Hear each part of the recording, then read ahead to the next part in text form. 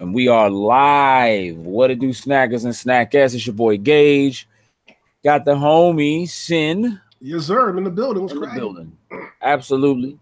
Well, I'm gonna tell you what's cracking. What's cracking is Cloak and Dagger Yeah. has officially begun. Yes, it has. First two episodes premiered, and I guess they combined the first two episodes as basically one 2-hour season premiere. I didn't know that. Basically, So that was a pleasant treat for me going into. Yeah, I can dig that. So what we're going to be doing here, just to kind of give all of you out there watching an idea of what's happening. Every episode, following every episode, the following Monday, 7 p.m., we will post this video, this review of our thoughts on each episode. Right, Sin?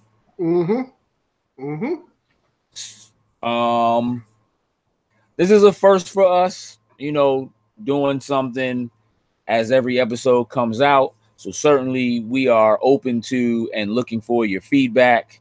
We want to know what you think. We certainly want the chat open, the comment section open. We want you all to tell us what you're thinking as things are happening, as we begin to move forward. And I am positive we will begin to attempt to postulate what's going to happen next and so forth. I'm interested to see how this goes with us. This is something that I am not used to doing, but I'm down for the ride. You know me. As y'all know by now, I'm an avid binge watcher. It's the only way I like to really consume my stuff. But I'm looking forward to having fun with myself and the crew and everybody out there to sit down and, do something week to week, to kind of speculate and have fun talking about each episode and all that kind of stuff and just, see how it turns out. So I'm ready for this ride. Yeah, we want the community involved. So I don't think we need to go any deeper into that. I think that pretty much says it. So let me start by just asking, send you episodes. Let's try to break it down by the first episode first, I think. Okay. What did you think of the first episode kickoff? How are you feeling about it right now? I'm intrigued. I don't know if I'm 100% like on board just yet, but like it's enough to pull me in, and I want to see the next episode. I'm excited to see what happens next. The first episode being, showing you how they got the powers, a little recap into who they are as individuals and backgrounds they come from and all that kind of stuff. I was enjoying the ride. I found it to be really quiet. The first episodes. I don't know if I'm putting that in the right context. I know what I mean. Like it was just a real quiet the way the show is displayed. I don't know if it's just audio cuts they're choosing and stuff like that.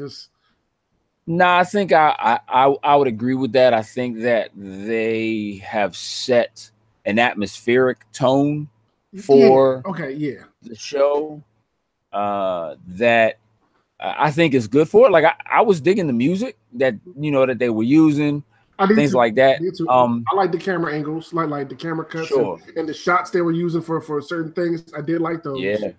Yeah, real good. I think the thing that stands out most to me. Now, let me kind of preface this. I'm familiar with Cloak and Dagger from the comics. I'm not a fan. Like I never picked up their comics or read their individual, their own comics or anything like that. But I'm a big Spider-Man fan, and he's like one of the first characters they ever came across.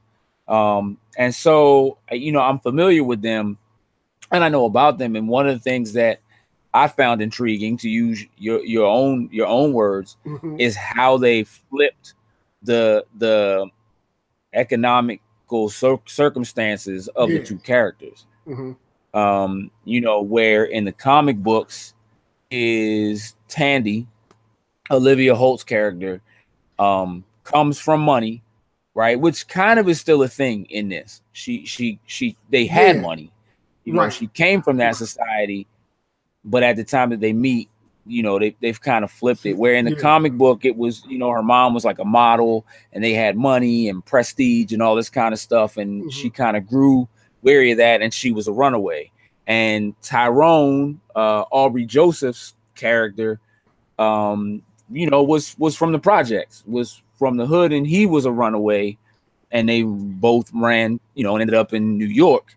And so they both kind of end up where they don't really have anything, but they both come from, you know, those backgrounds. And I like how they flip that a bit in this circumstance, and changed the story up in terms of like the way they got their powers. I think they handled it relatively simply, pretty quickly, gave you glimpses of like ration, you know, whatever. So you know there's gonna be like this bigger overarching, like they just kind of kept showing like her father's badge and stuff like that. So hey, I kind of dug. Explode. Oh yeah, we're about to get our powers. Yeah. You know, like I like it. One thing I want to say that I'm finding enjoyable. I didn't know this show was gonna be so dark. Adult. Yeah. I didn't expect that. So coming in, like when those dark adult elements first start happening, I'm sitting there like, oh, okay, this type of show Cloak and Dagger is gonna be. Okay, I'm down for this ride. Right. Okay, I'm looking for more of that type of content from, you know, from DC and from Marvel and, you know these places. So I'm digging it so far. I'm digging it. Yeah, so what I came away with, especially after the first episode, well, you know what, even more so after the second episode, but what I came away with is that this kind of is a good middle ground for being in between what we're used to in terms of like mainstream, you know, Fox, Agents of S.H.I.E.L.D. / MCU versus Netflix Marvel, which is like way more hardcore. This kind of rides right up the middle in terms of the I agree. The angstiness and it's like a beautiful it's like the right marriage of the two. You know what I'm saying? Yeah. Being gritty and being family friendly kind of at the same time. And I think it fits because they're teenagers. Like they're in that mode of like, you're not quite that innocent anymore, and you think you're grown. Because there's some grown things. There's some grown things happening. Yes, it is. Upon these episodes here, that I wasn't expecting. And partially that's because while I'm not familiar with Aubrey Joseph from anything, I am familiar with Olivia Holt. You know, she's been a Disney Channel star. She was on Kicking It. Okay. You know, which you know is one of my younger daughter's favorite shows. None of those, so I'm not familiar with either one of these people. Think Disney Channel straight comedy about a kung fu class. Kicking It, right? Okay. That's it. You know. Okay. And then she got kind of like her own show after that. It wasn't a spinoff. Right. It was a different show, but she had her own show, but it was still kind of in that vein, gotcha. That, you know, Disney, you know, younger, not teenage just yet. Right. You know, so I was familiar with her work from that. And even though they're playing teenagers, there was some things I was like, oh, okay, I guess she's grown now. I guess I have to. Yeah. I guess she's grown. I just have to just deal with it at this point. Yeah.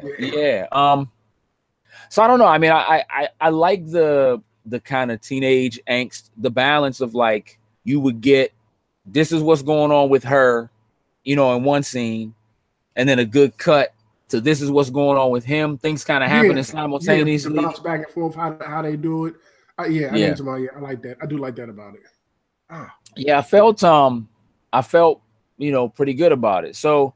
I mean, look, these are reviews, so let's, you know, I'm done shying away from anything that might be spoiler like.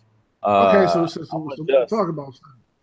Oh yeah, let's absolutely talk about it. Okay. You know, I want to kind of get your opinion on on, you know, the way that it starts, like in terms of the way they get their powers and kind of like how they first meet? I like it.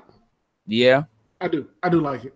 The whole her mother doesn't pick her up, so you kind of get that vibe that her mother's not really the one to count on in their relationship. You know what I'm saying, to them crashing, and then the whole thing with the dude where he sees his brother gets killed by the police. I thought that was kind of tough, especially when they was in the police station and dude was like just straight swelling, like straight up, like, he wasn't shot. It was no police officer. Like, not only did he saw it, we saw it. Like, we know you lying. Witnesses. I'm sitting there getting mad with cuz, like, are you serious? Yeah. You're spewing all these lies out of your mouth right now. Yeah. But I thought it was, you know, cool. You know, expected, that's good. The post is gonna hit, they're gonna get their powers, and like typically it did or whatever. Yeah. And it looks like how he phased through the car to pull her out, and then they just end up on the beach. You know what I'm saying? Each taking an article of clothing from the other one, never to see each other again until they randomly run into each other now. Like, I'm digging it. Yeah, I'm digging it so far. I do like the fact that she kept the hood. I don't know, for some reason I like that. Yeah. I like that more than the shoe. And she actually like kind of wears it like to close herself off and stuff like that from the world. Yeah, I mean, I like it. Made more sense that she took the hood at the time because she was cold. You know what I mean? So she took it. Yeah, so, you know, right. Yeah. And she wrapped herself up. Yeah. You know, I guess for him, I don't think it was as well portrayed as far as him waking up, you know, on the beach by himself and then finding the shoe. But I'm sure that, like, in his head, he remembered, like, maybe grabbing her or something like that, and then seeing that, you know, that remnant. And because when he teleports, he would bring elements of other things. So, like, the car parts and stuff like that being there. And so him kind of knowing, like, oh, okay, you know, I brought this with me. I know I felt like she was straight cold-blooded, though. How she just left my man on the beach. She just got you almost died, and he saved you. Yeah, you didn't even give him like a little peck on the cheek, saying, "Hey, thanks, homie," and leave him nothing. She just got up, stole his sweatshirt, and ran. Yeah, and like I'm thinking, you can't be more than like 6. So yeah, you don't even know where you going. Where are you going? What's that? The dog? Yes, it's his tail. Getting it in. Happy to see you. Punish. Punishment. What up, B?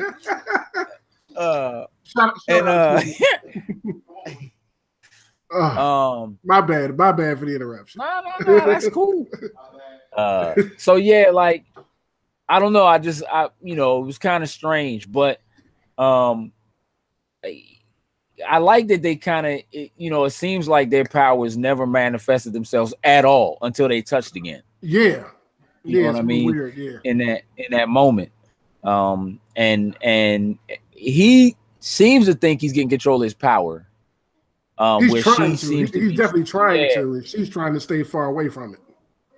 Well, he seemed to at least be starting to get a slightly better understanding of his abilities, where she seems to still be kind of questioning. I mean, look, I like the idea that she is kind of this vagabond who's doesn't necessarily have to be in the streets, but is out there to get, you know, trying to get some money to saving up for something. Well, I don't know what, you know, but maybe or that's what I'm thinking, to get away from it. Yeah.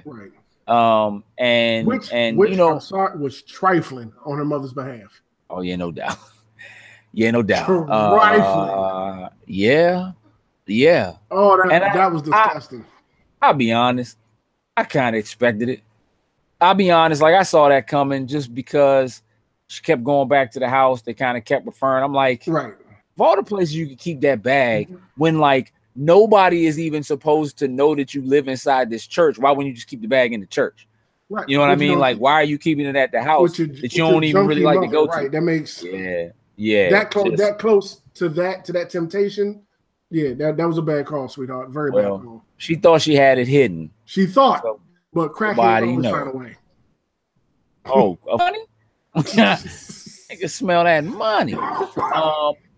You know, look, they alluded a little bit to her, to like Tandy's drug use in the very beginning.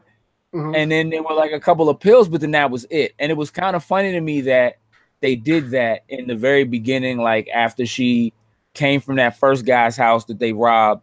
Right. And you know, she or whatever. And then, you know, you see her break the pills up, snort them. But, and then after that, you see her maybe take another pill at some point. But then you kind of see things like her looking at her mother's bottles, or her looking at her mother and kind of like almost being, you know, like judgmental of her mother when she's kind of doing the same thing. Yeah. You know what I mean? It's an interesting kind of a dynamic there.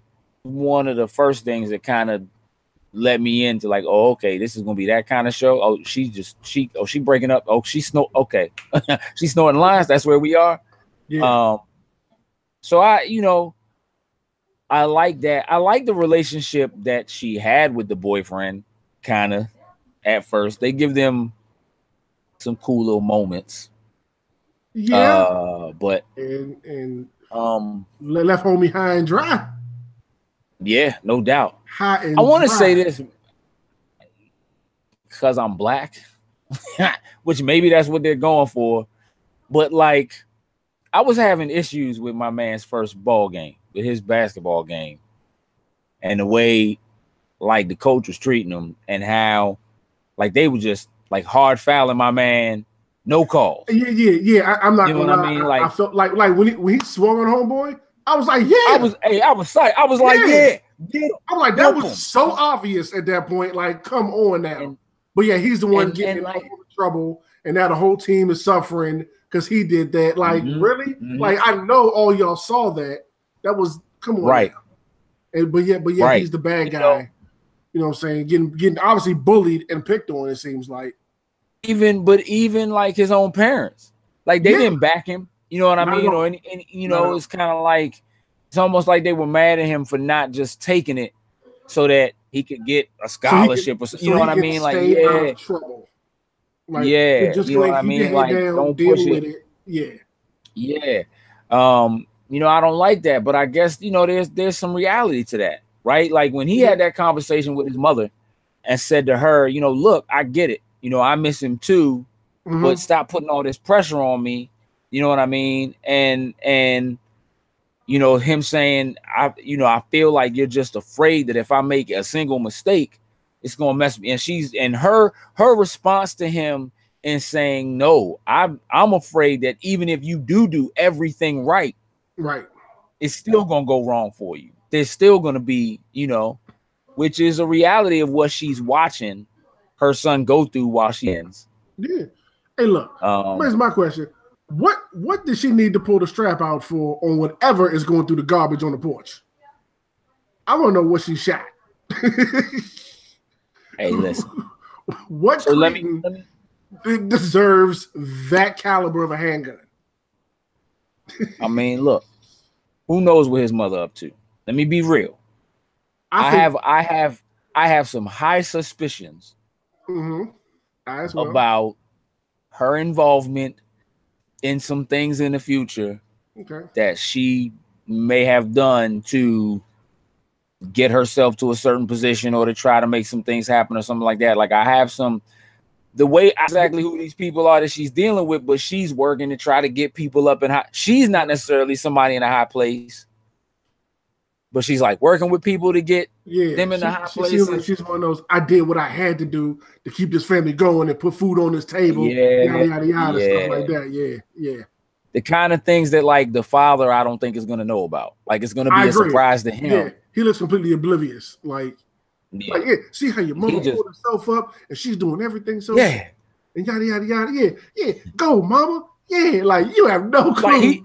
You have no clue who she's talking to on the phone right now, what she's doing, do you? Nah, he's not like, you know, look at us, look at me. Hey, let me be a role model for you. Listen, if you need me to, you know, I know you're going through something, He's not that dude. I'm having issues with that. You know, he seems weak. He seems weak. Yeah. So there's something odd there, I think, about his character. But I think that the way the characters developed through that first episode, I think it worked really well. From the way they end up meeting to kind of where it goes. And then as it gets into the second episode, and you know, it's you know, like him having to go to practice, like them be like, don't be late for practice, you know, show up early, do that. And then of course, with all of what's going on with him and his powers and him, just first of all, you need some different color blankets so you can stop disappearing. You know, and I'm gonna say something, man. Them cats, they fall asleep like real simple. Like, no, how you fall asleep sitting in trash? Listen, how does mother fall asleep so fast after, you know, they had that little flashback moment kind of thing, and she didn't see what he saw, but you know, she's like, I'm busy, and then he's just kind of like, you know, what's wrong? And then she's just like, I don't know, I got work to do, and then she just hit the pass out button, and I don't know, that was a little off, but that whole scene with him, you know, look, saying, you know what, I'm gonna stay hard, I'm gonna stay after, I'm gonna work, I'm going lights out in the gym, I'm gonna push myself, I'm gonna do these suicides, you know, whatever, and then being in the locker room and having them dudes show up, you know, in the locker room and punish my man. And then he tried to teleport. Yeah, I knew that. I knew that wasn't gonna happen. Like, no, you're not gonna get like it's too early in the season for you to get out of this one that easy, bro. No, you gotta take this L right now. What do you think about? I did like the scene though, like you just said, of him kind of like after school hours running his suicide drills, like owning up to it, like showing more of his character and type person he is. He went, owned up to his mistake. He ran them things until he couldn't anymore. You know what I mean? Like, so I did like them, you know, showing that. You back? Yeah. Back for more Cupid. I dig, the direction they started taking him in, as far as that, excuse me, as far as that was concerned. And you know, for her development, Tandy's development, you know, in that second episode, especially after the kind of the revelation with her mom, you know, being like, yo, this dude's not a lawyer. He's not, you know, he's not the one. He's, you know, and finding that she took that money that she really needed, so she could get low. Yeah. She shanked someone. She stabbed someone. He fully deserved it. Oh, he did. But he absolutely did. But the boys are out looking for it now. You know, and you know, he could have done the right thing and called the boys on her. Very true. But he didn't. No. You know, and he showed up with his folks.